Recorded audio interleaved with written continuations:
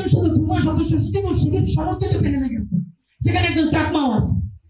ভাই রে ভাই, এই উত্তর দিতে দিতে জীবন ফালাফালা হয়ে গেছে। এখন প্রশ্ন হইল, শিবির নিজেই এই সমস্যাটা সমাধান করতে পারে না, তারে এখন সে বললে শিবির বললে সে ইনিয়া বিনিয়া ঘুরে ফিরিয়া, সে কম শিবির, সে ছোট শিবির, সে শিবিরের বন্ধু।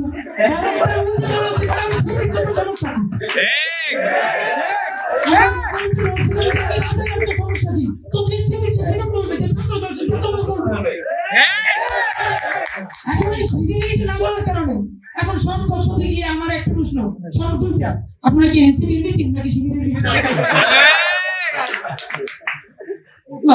আমি বললাম যে আপনার কোনটি বললে আমার শান্তি লাগে।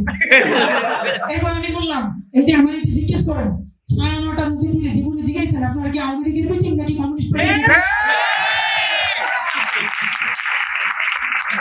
ছায়া নটার অতিথিরে জিজ্ঞেস করেন নাই, আমারই জিজ্ঞান। এর মানে আপনার রাজনীতিটা আসলে কি? এখন মুশকিল হইল, ওই সমস্ত এনসিপির প্রশ্নের উত্তর, শিবিরের উত্তর সব গিয়ে করতেছে ব্যারিস্টার ফুজ ভাই আমার উপরে। এইরকম তো আসলে চলা যায় না। আমরা এই জন্য বিনীত আকারে বলি, যে যেটা করে একটু বুক ফুরিয়ে করতে পারা দরকার। সর্বশেষ আপনাদের কাছে যেটা আমরা এখন নতুন করে, আগে প্রথমত দাওয়াত দিই, আপনারা যারা ঢাকায় যাবেন অন্তত 1 ঘন্টা সময় রাখবেন ইনকিলাব কালচারাল সেন্টারের জন্য।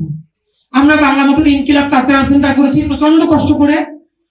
এইখানে আমরা যে উদ্যোগ নিয়েছি, গত 1000 বছরের বঙ্গ, বাংলা, বাঙালি এর পুরো ইতিহাসটি আমরা খুলে খুলে নতুন করে পাঠ করব এবং সমস্ত প্রোপাগান্ডা থেকে বের হয়ে এসে আমাদের ওখানে ভিন্ন কোনো ন্যারেশন নাই, যে যার মতো করে পড়বে। এখানে আমরা ছোট একটা কফি কর্নার করেছি, যে সবাই এসে সারাক্ষণ জন্য চা কফি খেতে পারে, লম্বা সময় পড়তে পারে এবং সামনে টুর নিয়ে পড়বে। পড়তে পড়তে অনেকে ঘুমাই যায়, আমরা বলছি ঘুমাই গেলে কেউ ডিস্টার্ব করা যাবে না। মানে পড়াশোনাটা তো সিরিয়াস কাজ না, পড়বে, ঘুমাবে, চা খাবে, কফি খাবে, পড়বে। আর দ্বিতীয়ত হলো, জুলাই কেন্দ্রিক বাংলাদেশের যত ভালো সংকলন, যত প্রকাশনী, এইটা আমরা এক ছাদের নিচে রাখছি। আপনি চাইলে এখান থেকে পড়তেও পারবেন, কিনতেও পারবেন।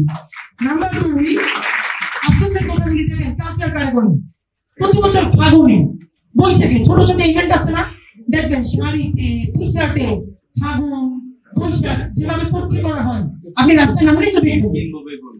অবাক করার মতো ব্যাপার, বাংলাদেশের শত শত ফ্যাশন হাউস জুলাইয়ের মতো একটা ঐতিহাসিক ঘটনা ঘটলো। জুলাইয়ের মতো একটা ঐতিহাসিক ঘটনা ঘটার পরে এই পুরো জুলাই অগস্টে একটা ফ্যাশন হাউস একটা টি শার্ট করে না, জুলাই একটা শাড়ি পরে না। আপনারা বলেন, জুলাইয়ের প্রথম বছরে একটা টি শার্ট নাই, শাড়ি নাই, কিচ্ছু নাই, তাহলে আপনার মনস্তত্ত্বে আপনি রাস্তাঘাটে ঘুরতে গেলে আপনি জুলাই দেখবেন কোথায়? আপনি কয়দিন গ্রাফিতি এঁকে রাখবেন?